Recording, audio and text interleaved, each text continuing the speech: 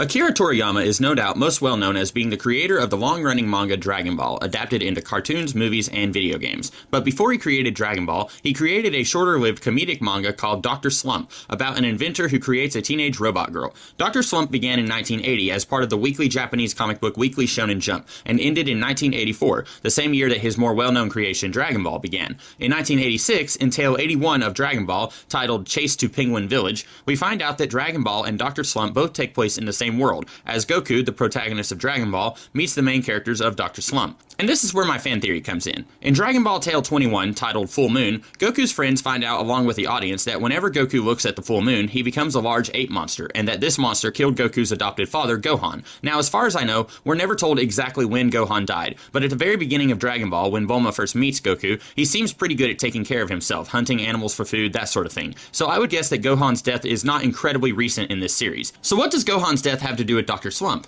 In the 8th Dr. Slump story, The Big Small Gun, Dr. Norimaki invents a ray that shrinks and enlarges anything up to 100 times bigger or smaller than its normal size. Naturally, Ariel, Aaron? Anyway, she gets a hold of the ray and uses it indiscriminately while the doctor is getting groceries. And one of the things that she uses the ray on is the moon. So my theory is that on the night that Arale enlarges the moon, probably 100 times bigger than its normal size, that same night, Goku happened to look up at the moon. Because while he was normally pretty good at not looking at the moon, as per Gohan's request, it's much harder to avoid looking at the moon when it's 100 times bigger than it normally is. Now, by the time we get to Dragon Ball, the moon is normal size every time that we see it. So I can only assume that Dr. Norimaki noticed what his creation did and undid the damage that she did, but only after Goku had already transformed and accidentally killed Gohan. Of course, I have no hard evidence to support this theory, other than we can clearly see these two properties do exist in the same world. Sure, in Dr. Slump, we see time is measured as it is in the real world. When Dr. Norimaki invents a camera that takes photographs of the future, the actual year of 1980 is given. But by the time we get to Dragon Ball, time is reckoned differently in ages. For instance, Gohan was born in age 658. So just looking at the books, it's difficult to reconcile events from one series into another, even though they both definitely take place in the same world.